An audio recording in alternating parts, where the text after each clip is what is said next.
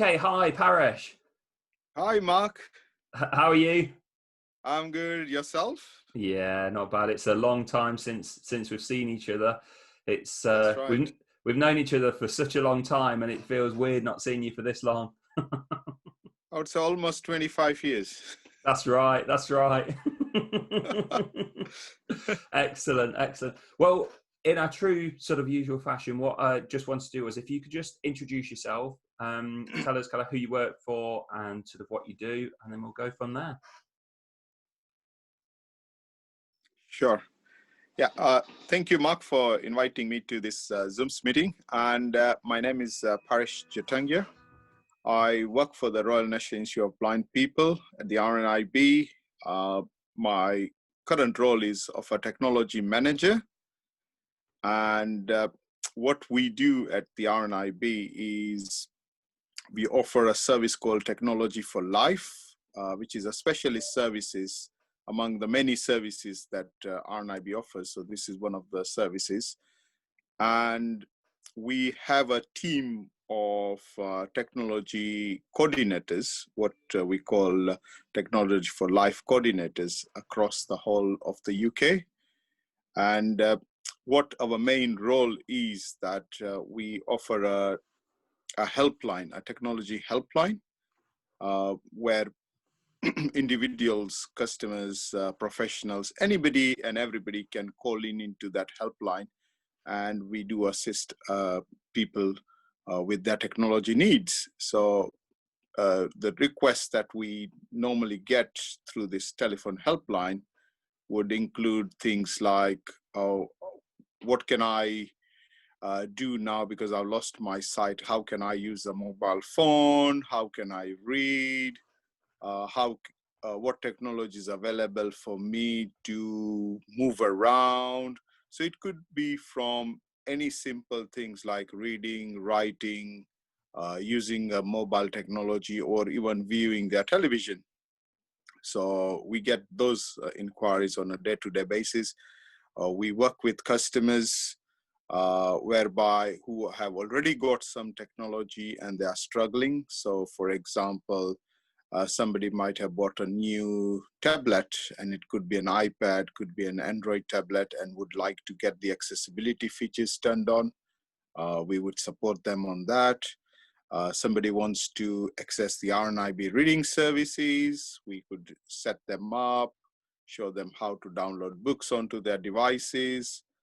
Or somebody might even have bought a video magnifier, and they wouldn't know how to turn it on, or would use some of the other features that are on that. We could talk them through. So that's our work that we do on a day-to-day basis on the telephone. Then our team also works with local blind organizations like charities or local organizations, partners that are offering support to people with sight loss in their own area. So what our guys do is basically would go into working with the partners at a local level in order to enhance and enable and share some of the technology knowledge that we have in order to support the individual customers at the end of the day. So rather than customers coming to the RNIB, they would go to their local society for the support. And that might include knowing what technologies out there, helping with some of the accessibility features. It could be anything as long as the partner organization can support them. We would make sure that all involved, or all local organizations who are supporting, would have that knowledge. So we work with them in order to support the customers. And that's working brilliantly, or should I say it was working brilliantly until COVID-19 kicked in. That's a piece of work that's currently on standby, but we are trying to do as much as possible to get that work going back. And it is happening in some parts of the UK, whereby we are doing remote training for some of the local blind organizations. And it's proving to be a success as well. And then the last part of our work is that we have a team of volunteers who have devoted their time to support blind and partially sighted people. So our team of volunteers would sometimes go and visit customers in their own homes with some of the technology that we couldn't help them on the phone. For example, somebody might want to tune in into setting up their television with the audio description, or wanted to turn on the audio or some of the visual features within their television. Or sometimes we even get customers who want to change their cartridges in their printers, or set up their broadband, or even setting up the accessibility features on a tablet. Could be anything. And again, that piece of work is also at on hold, because none of our volunteers can actually go out there and do the support. So what are we as RNIB doing in terms of technology to support people through the COVID-19 in terms of technology? So one, we are working with the blind and partially sighted partner organizations in terms of offering them remote training, whereby we would carry out the training on a virtual platform like what I'm doing here with Mark. And their volunteers or their members of staff would see how we are, delivering a piece of technology. For example, recently we are carrying out training on how to download the RNIB reading books, as an example. So that's happening in some parts where the partner organizations are technically ready to do something on a virtual platform. And as for the volunteers, we are training our volunteers to give remote support, whereby our volunteers can log into people's devices, computers remotely and support them. We also have a kind of a scheme whereby one of our remote volunteers would be able to book a time with the customer, whereby the customer may have a family member, a friend, a neighbor who has got full sight, can take the instructions and support the individual as well. So we have that services. And then we have things like Be My Eyes that you might be aware, whereby somebody can use the camera on their phone to get that support. So we're trying as much as possible to support our customers, and our phone calls that we used to get have doubled up in the last probably 6 months. What we used to get maybe about 50, 60 calls per day. Now it's almost like 100 calls that we get on a day-to-day basis. So most of our team are working on the phone supporting our customers. So that's what we do at the RNIB in terms of technology in a nutshell. Mark? Excellent, excellent. Well, that's the thing, I suppose it's sort of a bit of a, I don't know, a chicken and egg probably for some people, because that's sort of the irony that the technology is there to sort of help people. So in a lot of cases, sort of if you go back to sort of when we first met, most of what's available now wouldn't have been available. And the motivation for particularly, say, the elderly to get involved with this type of technology, if they haven't done up to this point, it's a shame in a way, because they would have had so much more kind of benefit. But I guess, like you're saying there, if you've got the support on the phones, you can sort of talk people through. And I would guess, I mean, I might be wrong here, but I would guess you do quite a bit of work sort of when you're talking to people on the phone, maybe with relatives as well, to see if they can you can support them with things, especially if it's specialist sort of assistive technology. Maybe they've got something or they've acquired something and they're not sure how to use it. Yeah, your guys can sort of talk them through over the phone. That's right. We have carers, a lot of the family members, because now there's a lot of family members who are at home as well, and just supporting customers. Like a lot of customers would struggle downloading a book from the internet, because that's something that they haven't done in the past. Yeah. A lot of our customers even do not have email addresses to start off with.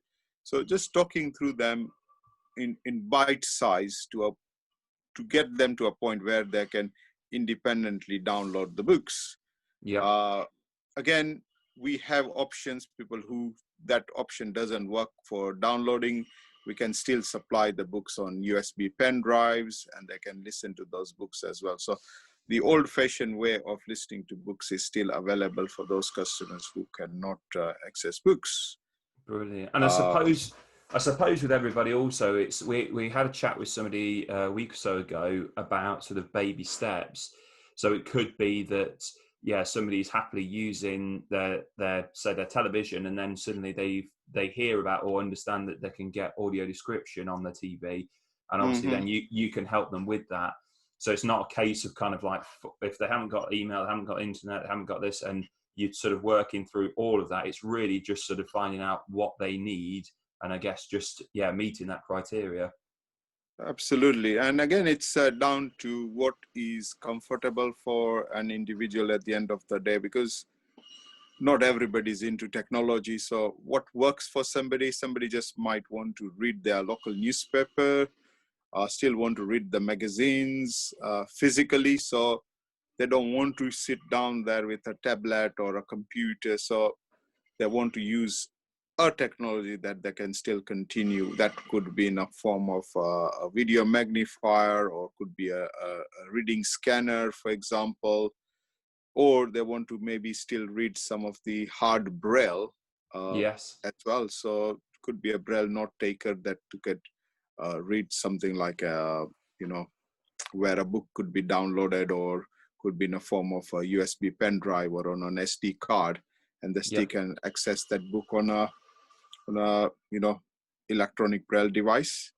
So That there makes sense. is enough technology there for everybody. And again, we do realize that everybody is, again, not financially in a situation whereby they can afford all this technology. So the Rnib also has technology grants, a team that would support people with grants as long as they meet a certain criteria in order to purchase some of this technology. So that also kept us pretty busy over the last 6 months in terms of the amount of grants that we gave out, or people applying for grants, was pretty high as well.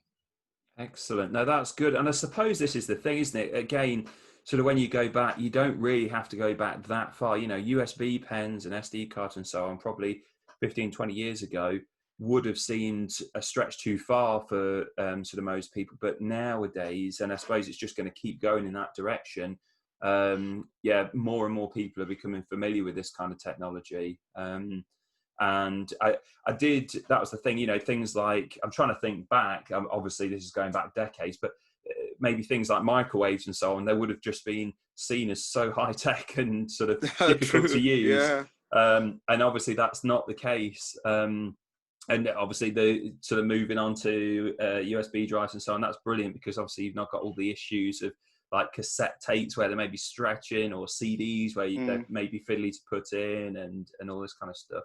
So with regards to, you just mentioned there, like the technology grants, is that something, obviously there's a criteria that people need to meet, but how, if somebody knew somebody that would need this kind of technology and they were interested in exploring those sort of grants, how does that process work? Is that something where they do it sort of through the website, or they can just get started over the phone? Or if they've got access to our website, they can download the form, the application form, straight from our website. There's also information on the criteria as well, on what how to meet the criteria, what is required, up to what sort of grants is available as well. So all the information is there.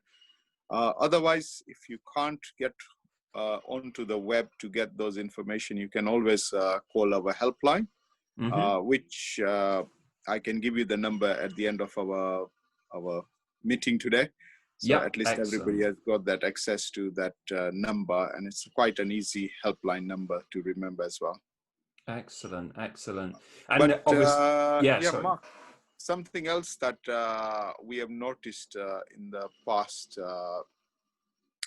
1 year or so is a lot of customers who are having difficulties using computers or even typing something on a tablet or even using a keyboard.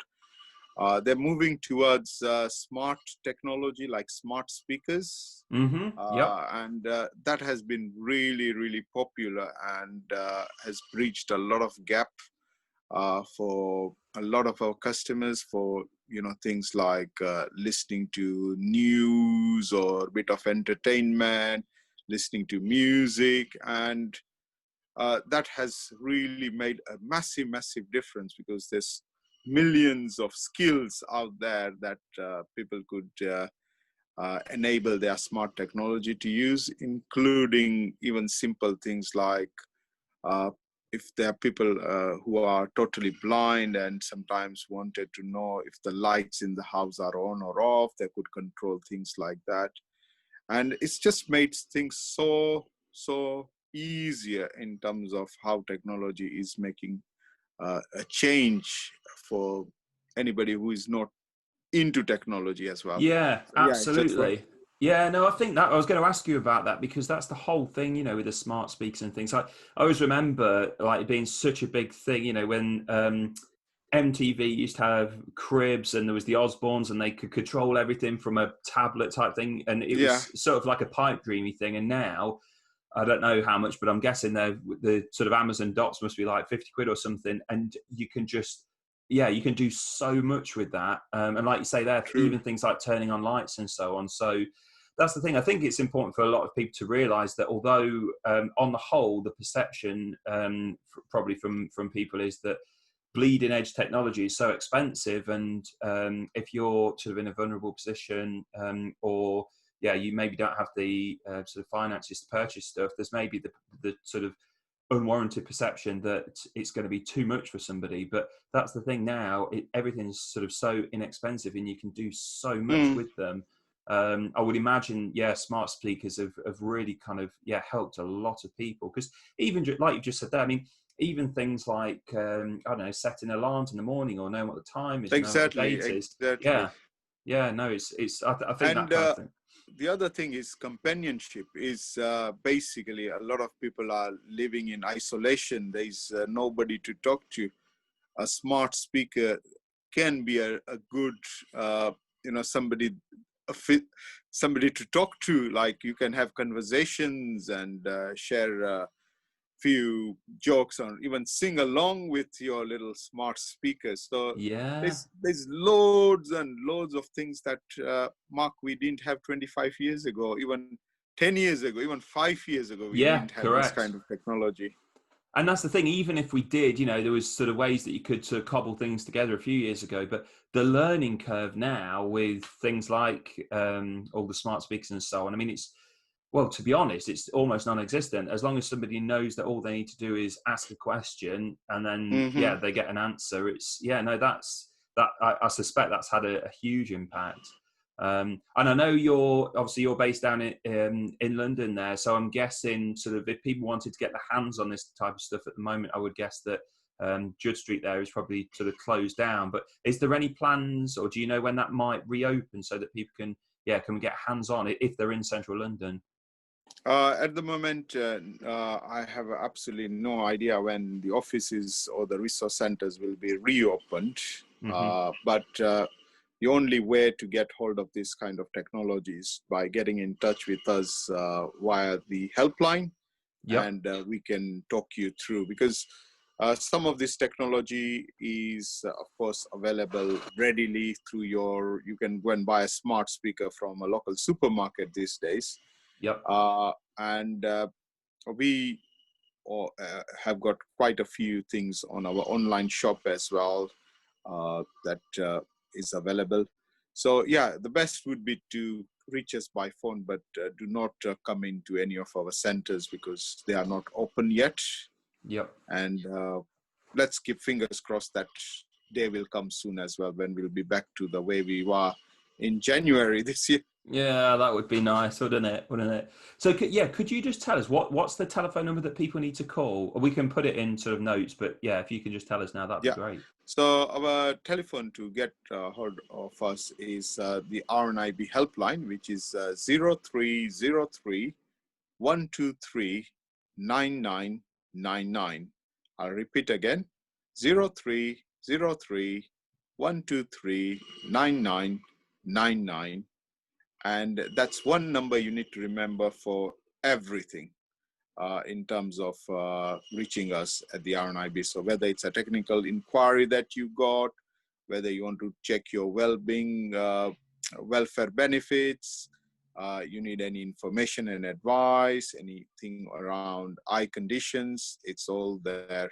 So do give us a call, or you can email us if it's a technology inquiry at TFL, that's Technology for Life, at rnib.org.uk. So it's TFL at rnib.org.uk.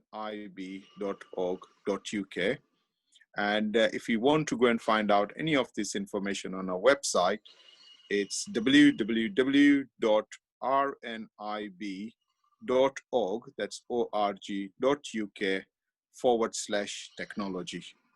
Excellent, excellent. Oh no, that's brilliant. Thank you and thank you for, yeah, thanks for taking the time and explaining all that. I'm just kind of curious now because obviously, yeah, we're all been in lockdown, so just getting a bit personal now. What have you been doing to keep yourself busy during this sort of period? Have you started any new hobbies or doing things that you've wanted to do but not had the time, or has work been that busy you've not been able to?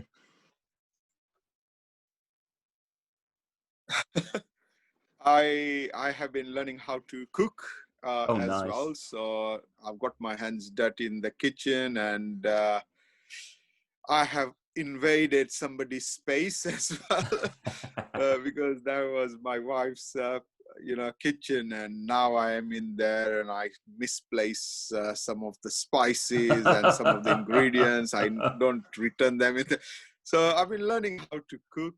I've been wanting to keep fit as well. So I have been doing a few workouts with what's the guy's name? Joe Wicks. Joe Wicks, yeah. So Joe Wicks has got a really nice workout on the Amazon Dot skill. So he said, Echo, or like don't call that my speaker. Yep. I call it Echo. I don't call it Alexa. So I said, Alexa, please start my daily workout. And Joe Wilkes is there talking me through my workout. So do a bit of that, and just taking it easy, and spending some quality time in the house, whereby before it only was during weekends, but now doing a bit of DIY in the background. Not that I'm any good at it, but yeah, that has been a way of coping with time, and just doing a lot of clearance, clearing out old stuff and old technology as well. Yeah, over the years, I've piled up so many cables, and so yeah. How about you? What have you been doing? Yeah, I'd like to say I started off meaning well, so it was a similar sort of thing, sort of cooking and exercising and DIY, but the exercise I've just sort of kind of tapered out a bit. I'm really into my sort of cycling, so I started by sort of going out in the mornings when the weather was nice and so on, which was good. But I've ended up getting myself a turbo trainer, so I'm just in my office kind of cycling, getting all hot and sweaty. And then cooking, I tried it a few times, but yeah, that's really similar to you. Nice. Yeah. Yeah, I do miss my cycling. That's one thing I really miss, because I was part of a tandem cycling club. Okay, yeah. And every weekend I used to join my cycling mates up in South London. Nice. And we used to cycle for at least 20-25 miles, and I do miss that now. Yeah. Well, that's the thing. I've got a tandem as well, so I'll have to bring it down. I definitely want to be your mate. Absolutely, It was one of those things when we purchased it. The theory was always I was on the front, and my wife's quite a bit smaller than me, and she's sort of the stoker on the back. And I think the perception is always, if you're on the back, that you don't have to work as hard. And obviously we quickly realised that, no, a lot of the time the person on the back is doing most of the pedaling. So, but then we get a chance to have a coffee while you are doing the, well, you this know, is the true. theory. This is brilliant, brilliant, excellent.